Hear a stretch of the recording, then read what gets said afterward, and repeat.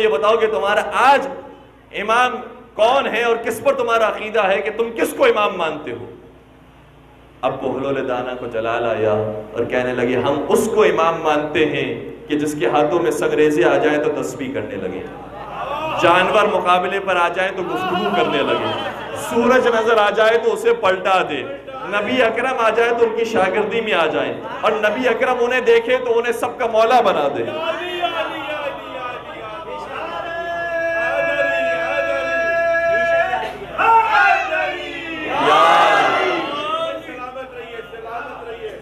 اور جب یہ جواب سنا اس دشمن علی نے اور دشمن حیدر کرار نے تو ایک مرتبہ فوراً اسے موقع مل گیا بہلول کو زندان میں ڈلوانے کا اور قتل کروانے کا۔ کہا اس کا مطلب تم ہارون رشید کو امام نہیں مانتے؟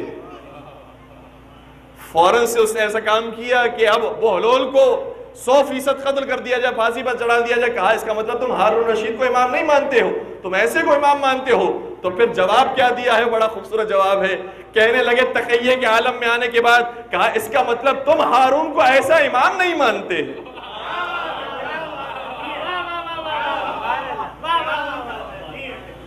اس کا مطلب تم ہارون کو ایسا امام نہیں مانتے۔ اور جو حاکم تھا وہ ہنسنے لگا اور کہا کہ چھوڑو، اس عاشق علی سے کوئی بحث نہیں کر سکتا، جو جس در کا فقیر ایسا ہو وہ خود امیر کیسا ہو۔ اور واقعاً امام نے ایسی مولا امیر کائنات امیر المومنین علی ابن ابی طالب علیہ السلام بلند سے بلند ترین صلوات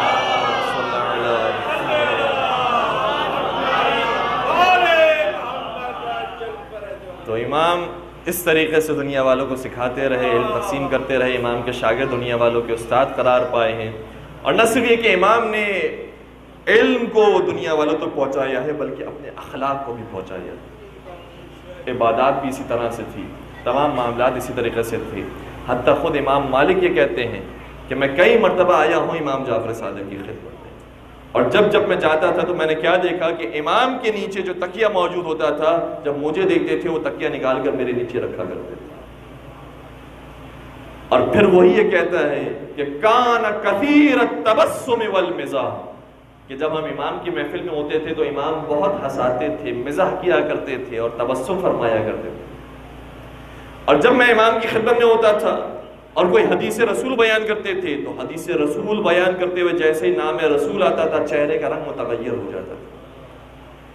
اور جب میں ان سے ملاقات کرنے کے لیے پہنچتا تھا اور مجھے وقت دیتے تھے تو جب میں حاضر ہوتا تھا تو میں نے انہیں 3 حالت سے خالی نہیں دیکھا، اما مصلیا و اما صائما و اما یقرأ القرآن، یا وہ نماز پڑھ رہے ہوتے تھے، یا وہ روزہ افطار کر رہے ہوتے تھے، یا روزے شروع کر رہے ہوتے تھے، و اما یقرأ القرآن، یا وہ قرآن کی تلاوت کر رہے ہوتے تھے۔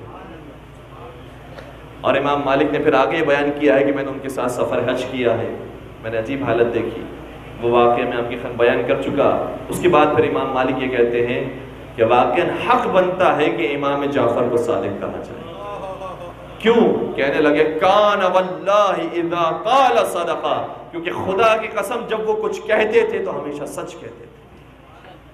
میں نے ایک مرتبہ ان سے سوال کیا کہ اگر کوئی شخص رجب میں روزہ رکھے تو اس کا کیا ثواب ہوتا ہے، تو انہوں نے پورے سلسلے سند سے مجھے حدیث رسول سنائی ہے۔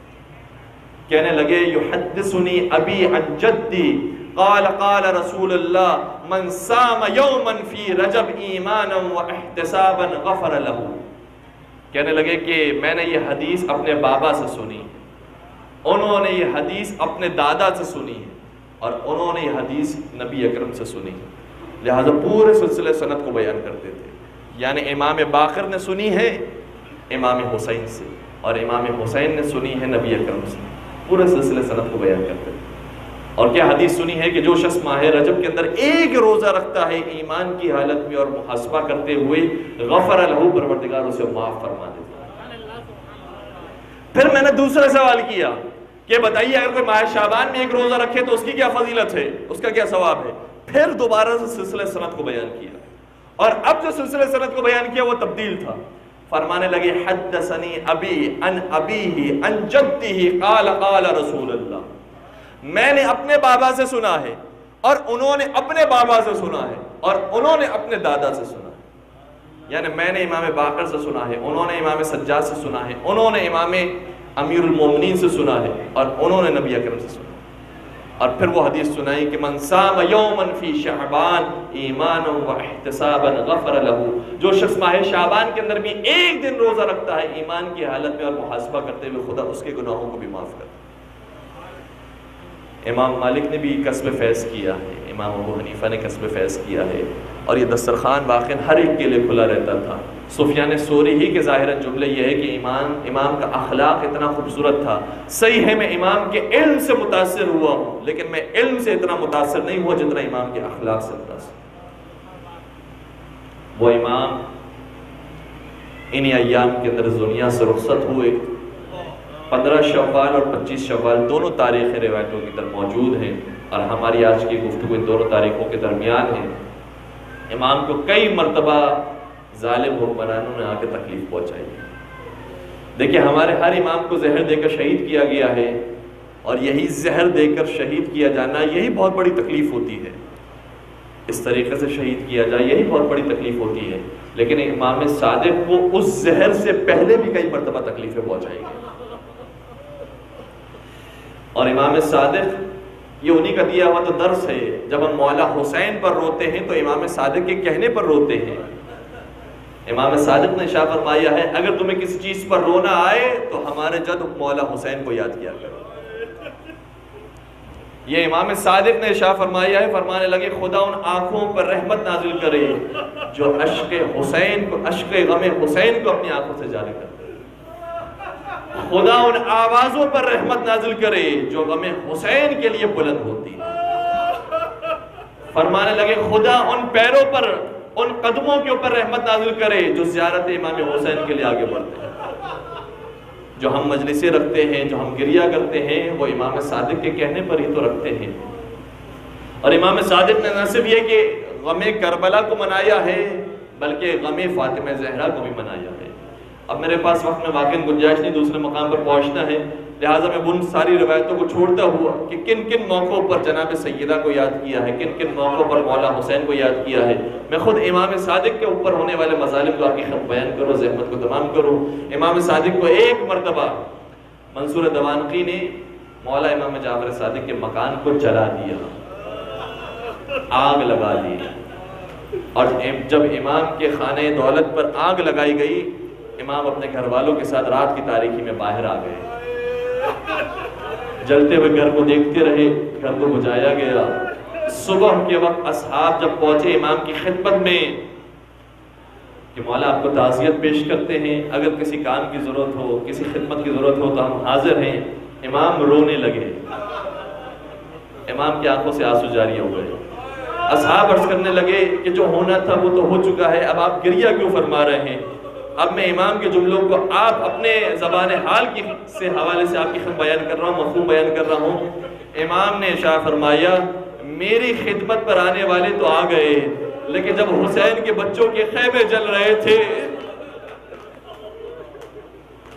تو ان کی خدمت میں کوئی آ کر سوال نہیں کرتا ہے کہ کوئی خدمت ہمارے حق میں ہو سکتی ہو تو ہم انجام دے, کوئی ہم مدد کر سکتے ہو تو مدد کریں.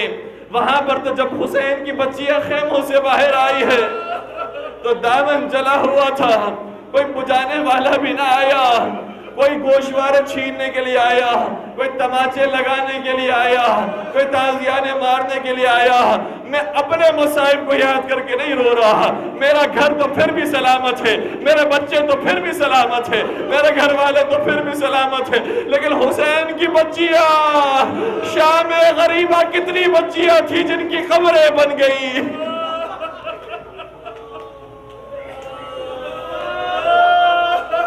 میں اپنے جد حسین کی اولاد کو یاد کر کے رو رہا ہوں. اور پھر سنیں گے امام صادق کے گھر کو ایک مرتبہ نہیں جلایا گیا ہے, کئی مرتبہ جلایا گیا ہے. اب ان واقعات کو بیان نہیں کر رہا. ایک اور تکلیف تھی جو امام صادق کو پہنچائی گئی. ایک مرتبہ منصور نے اپنے دربار میں بلایا, امام صادق جب تشریف لائے کیا دیکھا درباری موجود ہے, حکم دیا گیا شراب پیش کی جائے, درباریوں کو شراب دی جائے. ایک مرتبہ شراب پیش ہونے لگی, امام صادق بڑے جلال کے عالم میں کھڑے رہے. کیا دیکھا, ایک شخص نے پانی مانگا, پانی کے بدلے اسے شراب دی گئی. آئی. امام جلال کے عالم میں کھڑے ہو کر فرماتے ہیں کیا تو نے رسول اللہ کی وہ حدیث نہیں سنی؟ رسول اللہ نے ارشاد فرمایا ملعون ہے وہ شخص جو اس محفل میں موجود ہو جہاں پر شراب پیشی کی جا رہی ہو، لہٰذا میں اس محفل کو ترک کرتا ہوں، میں اس محفل میں نہیں آ سکتا. یہ کہنے کے بعد امام دربار سے باہر چلے گئے. میں کہوں گا مولا آپ کو تکلیف پہنچائی گئی، آپ کو ایسی محفل میں بلایا گیا، مگر یہ آپ کی قسمت تھی. جب دربار چھوڑ کر جانا چاہتے ہیں تو چلے جاتے ہیں. وہ علی کی بیٹیوں کی قسمت تھی، وہ نبی زادیوں کی قسمت تھی. شرابی کے دربار میں بلایا جائے، رسن بستہ بلایا جائے، بے مخنہ چادر بلایا جائے، تشم سر حسین کو پیش کیا جائے، شرابی شراب پیتے جائے اور سوال کرتے جائے یہ کون سی عورت ہے، یہ کون سی بیوی ہے شرابی کے دربار میں علی کی بیٹیاں کو.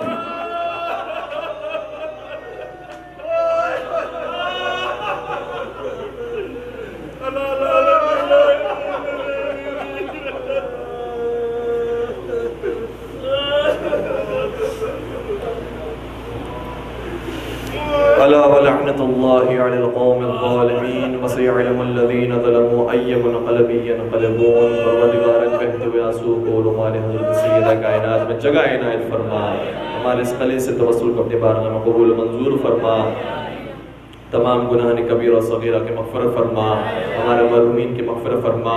تمام شیعہ حیدر کرار کی جان مال عزت و آبرو کی حفاظت فرما. امت اسلامیہ کو استحکام اور اتحاد نصیب فرما. جو رزق کی پریشانی مبتلا ان رزق حلال و طیب عطا فرما. جو رزق حلال کما ان کے رزق میں برکت و وسعت و کثرت عطا فرما.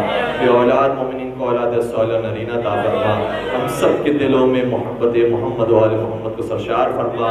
ان کی محبت کے ساتھ جینے مرنے کی توفیق نصیب فرما. ان کی شفاعت سے سب کو بہرمند فرما. پالنے والے مکتب جعفریہ کو دن دگنی رات چگنی ترقی نصیب فرما. جن مرحومین کی سال ثواب کے لیے مجلس منعقد کی گئی پروردگارہ ان کی ارواح کو بلندی نصیب فرما. انہیں جوار معصومین میں جگہ عنایت فرما. تمام مظالم سے انتقام کے لیے اپنی آخری حجت اور ہادی امام عصر و زمان کے ظہور میں تعجیل فرما. ان کے اعوان و انصار عاشقین و محبین میں ہم سب کا نام شامل فرما. ربنا تقبل منا انک انت السمیع العلیم وتب علینا انک انت التواب الرحیم برحمتک یا ارحم الراحمین.